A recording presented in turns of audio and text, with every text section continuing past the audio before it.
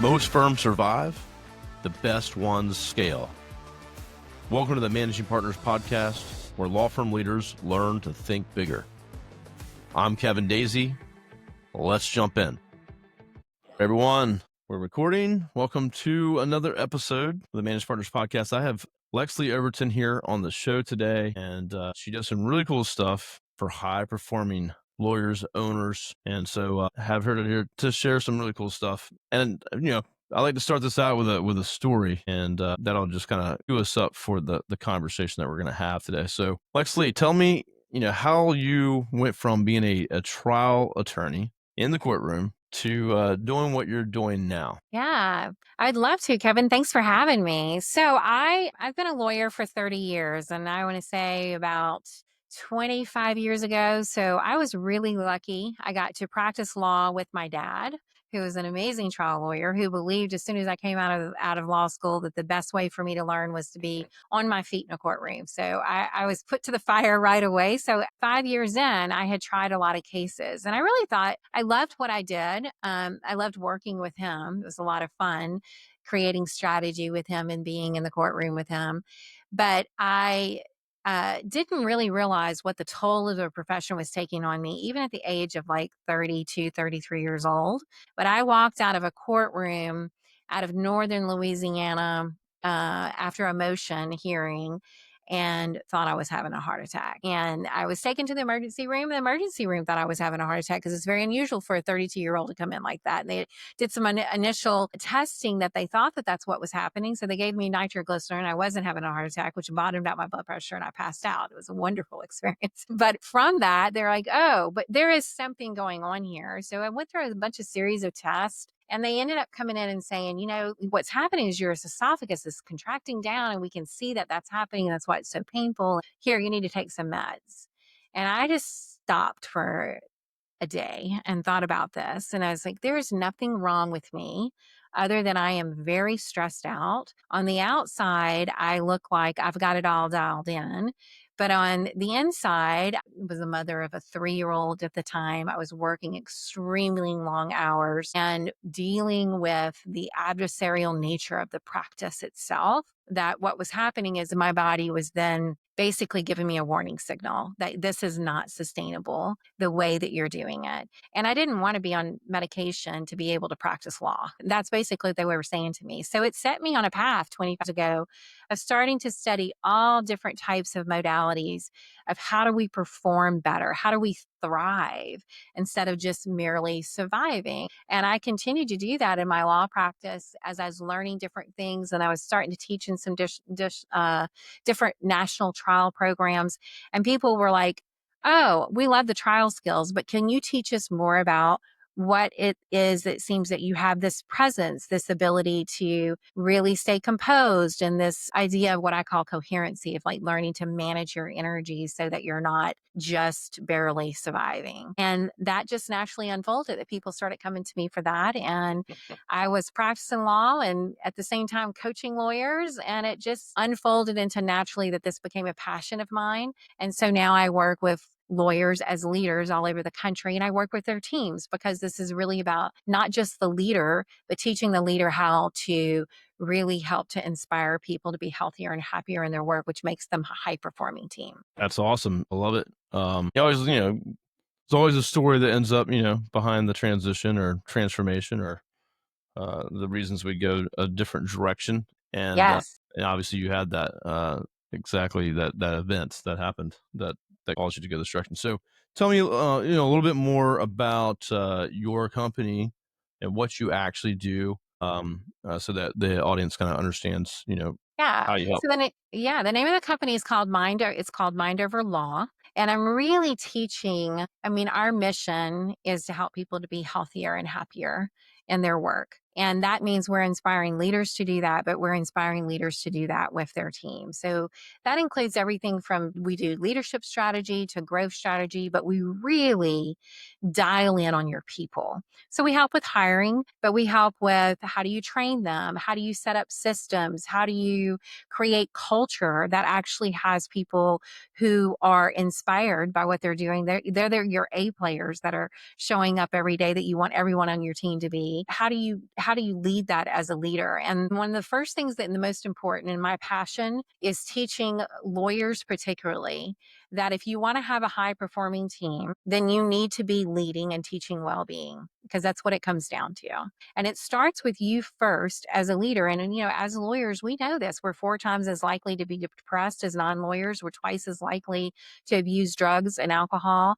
There's a crazy study out there that shows that like 40 to 70% of all malpractice claims and or disciplinary actions of lawyers involve either depression or substance abuse or both. And that makes sense because both of those affect your mental capacity. If you're depressed, major depression affects your executive functioning, memory, attention span, all of the things. And then that's where we come in, where we're making mistakes and we're not doing the work that we're really here to do. So what I know is absolutely true is that if you want to be a high performing lawyer, then you have to be a lawyer that knows how to master energy.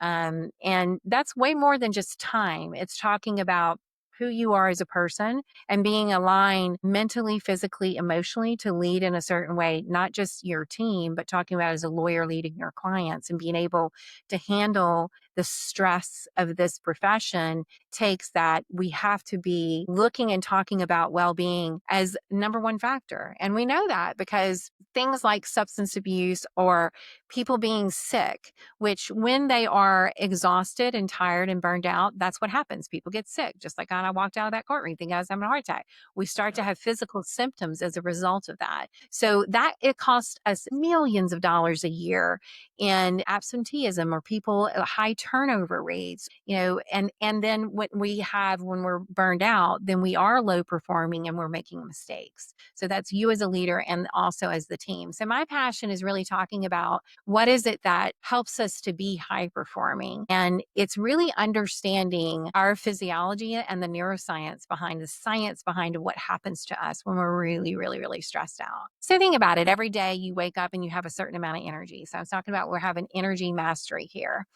And this morning, Kevin, if I sat on a scale of 1 to 10, 0 feeling really, really drained, and 10, you feel amazing on top of the world, what's your number from this morning of how much energy you have? Let's see. I actually did that this morning in my journal. I have a kind of Good. a scale I do. Just started this, but That's awesome. this morning I felt pretty good. So it was like an 8 out of That's 10. great. That's It was an 8 out of 10. amazing. Yeah. But So you're Monday I really, was like a 4. I was like, you're like a 4. And there are a lot of different factors that go into that, right? How much sleep have we had? What's our physical activity like? But really, what I want you to think of, besides those things, I want you to think about that every single emotion that you have affects your physiology. And so every moment we're in some emotional state, and we all have a natural emotional home. So when I'm talking with lawyers, I'll say, like in the last week, what do you think would be the top 3 emotions or emotional states that you experience? The number one I get from them is usually anxiety. And then you could have joy, you could have gratitude. Like there's different ones that could be your emotional home. But if you think about it, where was yours in the last week, Kevin? I've had some anxiety, but I have a pretty dialed in gratitude practice that's really creates a bias in my world that I really see things in the glass half full. So I think that that's one of the states of my emotional home. What about you? let's see. In the last week, I would say, I don't know if the anxiety is the right word. In a business, you always got ups and downs, and so I mean Mhm. uncertainty. Or Yeah. I'm a very positive person, so Hmm. I always lean on the side of positive thought. Yeah. So I'm not a worrier. I Good. take risk. So Yeah. that's not usually where I go. Yeah. But again, it's kind of like this roller coaster in Yeah. business. Yeah. Somewhere when you think about it, there's usually somewhere between 3 to 5. They're really places that we're comfortable with. And the science behind that is that, our system, our brains are really looking for what's familiar. Our brains are pattern storage and pattern recognizer system. So my brain knows what I've experienced before in my life and what I'm picking up right now in my current environment, which is also being experienced based upon the lens of what I've experienced before in my life, right? But every emotion that you have is affecting your physiology. So some of our emotions we're more hardwired to because we spend more time there. And for a lot lot of people, that is anxiety. And they usually go into anxiety runs in a pattern that happens very unconsciously that causes like 1,400 biochemical and hormonal changes in the system that happen almost instantly. And what we know is that emotions like anxiety or frustration or anger or even boredom or emotions that are actually very draining on our systems. And emotions like joy or gratitude or patience are emotions that are regenerative on the system. And so it's very important to think about what's your emotional home. The research shows that when we have participants in a research lab that are just given cognitive tests to you, the changes in the brain and the nervous system are very, very small. But when they are asked to do something that causes an emotional response, and the changes in the brain and the nervous system are very, very fast, and they're large. And we know that when we can tap into different emotional states, that they can help us to regenerate, to be more resilient, to actually help us when we do certain practices daily that can help us like in the moment, like when I'm under the fire, when I'm in that deposition or standing in the courtroom and I'm feeling that I can do a simple practice that nobody knows I'm doing that can instantly help me to be what we call higher performing, or the scientific term is called to be more coherent.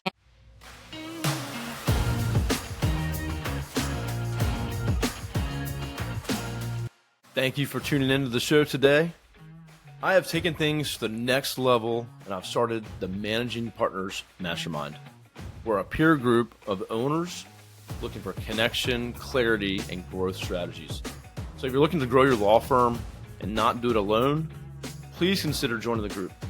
Spots are limited, so I ask for anyone to reach out to me directly through LinkedIn, and we can set up a one-on-one call to make sure it's a fit.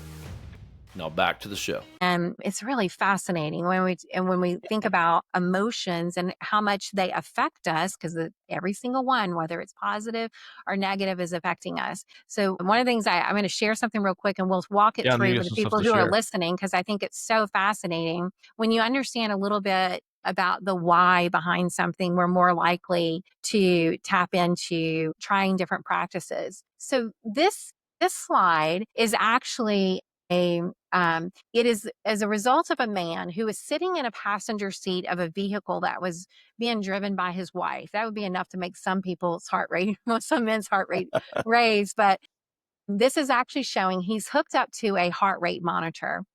And we see is when they start out, his heart rate is in the low 60s, but they get into a fight. She says something that gets underneath his skin, and his heart rate shoots up to 160. He is seated as a passenger in the vehicle. He is not running a race, okay? And when the fight is over, which was about, they had a discussion for like 20 minutes where they were arguing, that his heart rate then stayed elevated for almost another hour. So what we're showing by this is that his emotional state, which was anger and frustration, was having a huge impact on his physiology and actually our heart rate. And what we know is that actually, when we have our heart rate that is in a state that's incoherent, an emotional state that is causing incoherency, then that affects the brain performance. So the next two slides that we have, these two slides are taken from a woman that is literally about a minute apart. And if for those of you that are listening, it's a slide that's showing what we call her heart rhythm variability, which is measuring the spaces between the speed up and the slowdown of our heart rate. And if we look at in the first slide, she's really anxious in this slide. And this is her heart rhythm as a result of that, her heart rhythm variability. Kevin, how would you describe, what's an adjective that you would use to describe what her heart rhythm looks like? Erratic. Yes. Inconsistent. Inconsistent. Correct. Chaotic. Right. And science says when a heart rhythm is like this, it's incoherent. And we know when we have incoherent heart rhythms, that impairs our performance, because it actually impairs our brain function, because the heart is having a response to this emotion, it's sending this information to the brain, and it actually interferes with the brain being able to access the part of the brain that's like, the executive function that we are talking about, and decision making and creativity. It's like when you're really, really anxious, or you get in an argument with someone, and then a couple of hours later you walk out of it and you're maybe in the shower and you think, gosh, why didn't I think of that?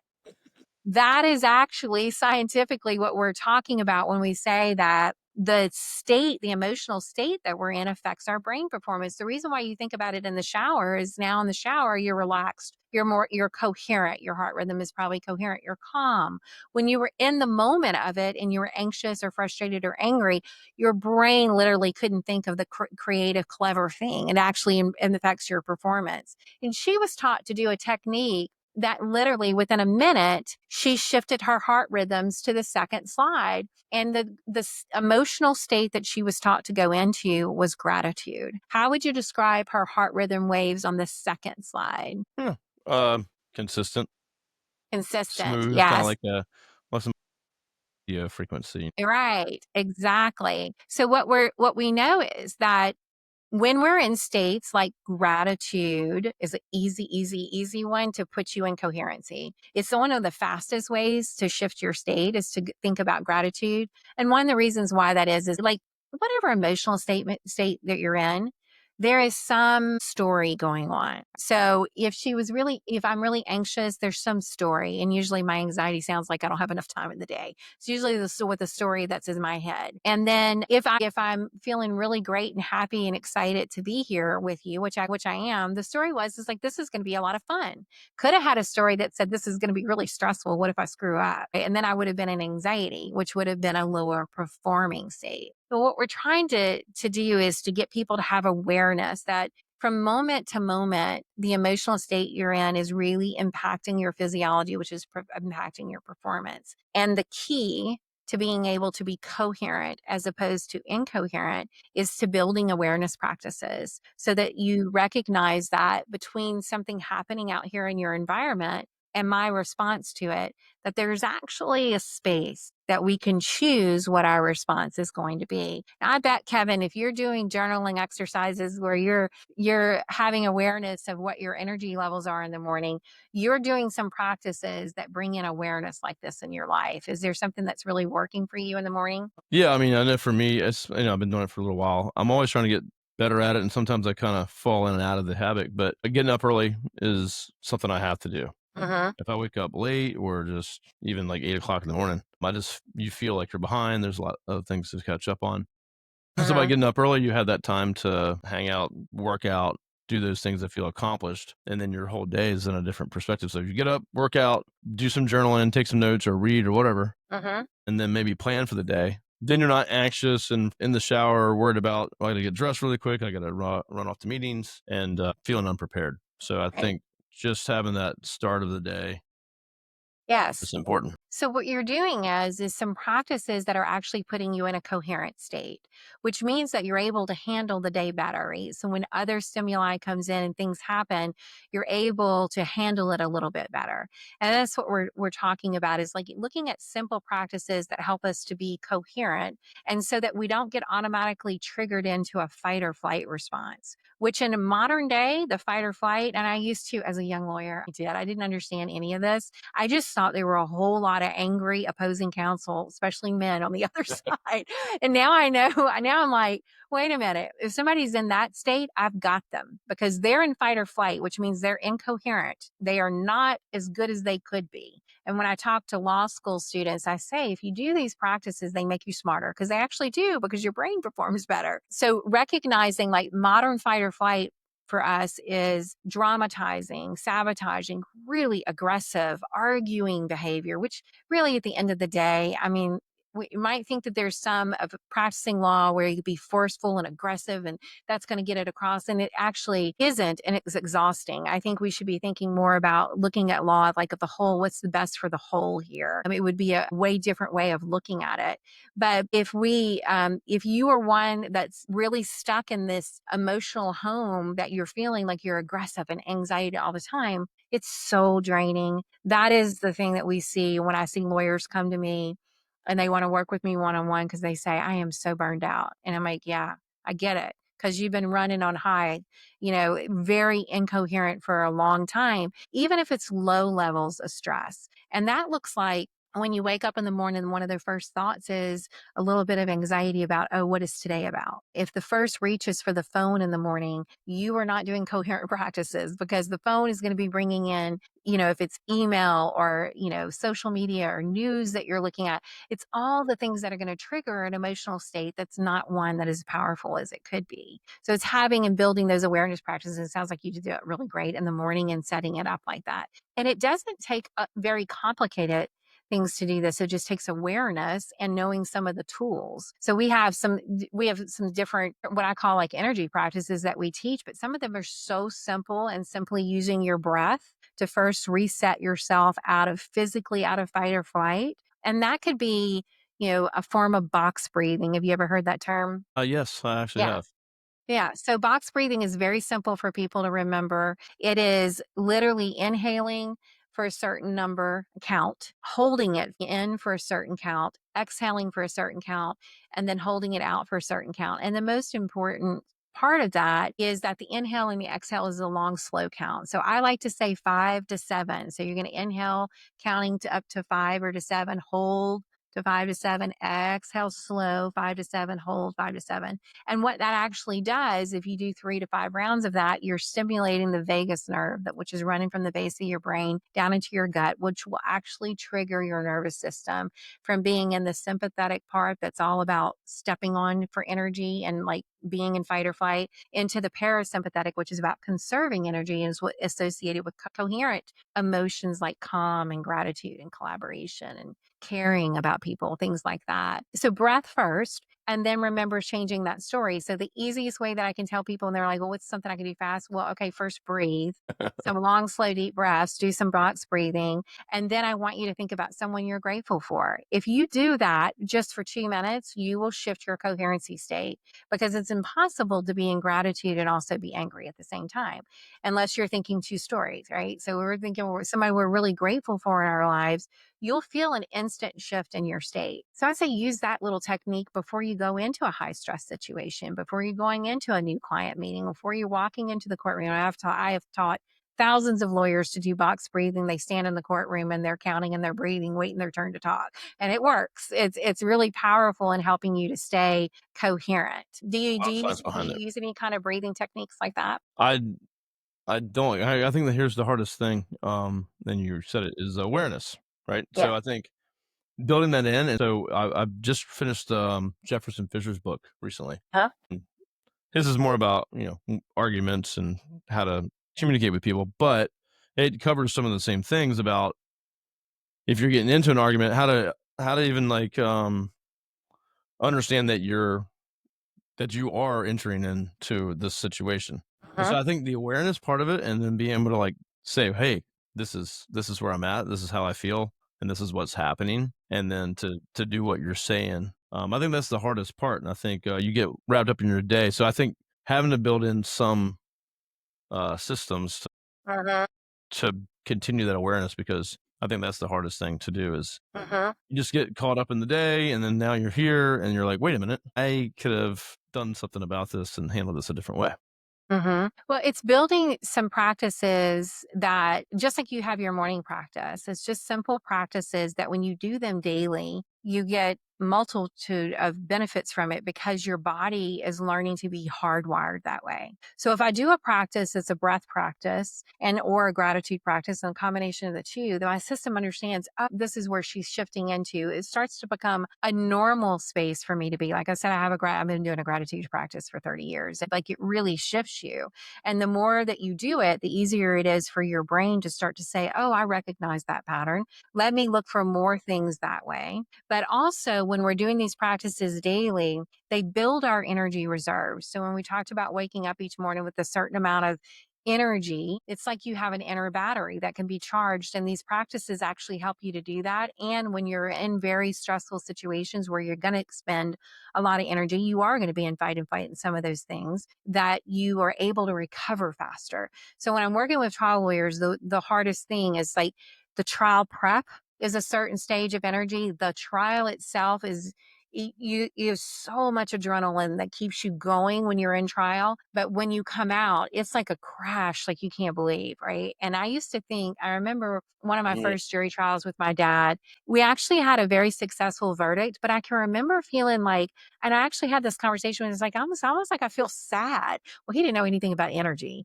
but he'd been trying cases for a long time, and he said, and I've never forgotten, he said, it's because you're so intense on this one thing for so long. And what he means is we get so much energy into it that when it's over, even when it's good, there is a sort of a letdown. And what I know now is that the letdown literally is just a crash in your energy. And so when you do these practices daily and building up to trial, and I teach lawyers a program where they're doing it daily so that when they're in trial, it's not as much of an energy drain, but it doesn't take as long to bounce back. It doesn't take as long to recover. And all of this is really scientific of physiologically of what's happening in the system. No, I think that's the biggest part of it because I read that book. You're talking to us now on the podcast, and you're kind of giving this information. But to someone to actually take that and apply it to a situation today, I think Mhm.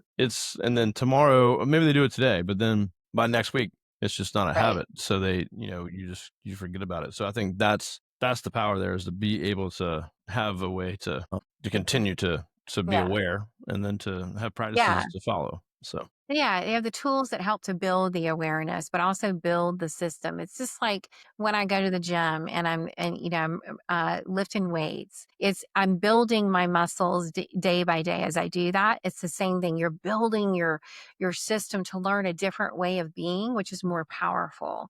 You're building this pattern in, and it gets stronger and stronger the more you do it. And what's so great about that is you start to lead that as a leader. Then we teach this to teams, because a coherent team, which would be a high performing team, is only as coherent as each individual member. So if one member of on your team comes in and they're really stressed out and they're anxious, how are they more likely to interact with others? I don't know about you, but my 17-year-old says, that's a whole lot of energy, mom, when I'm really anxious and I'm very short, right? And my tone gets very sharp.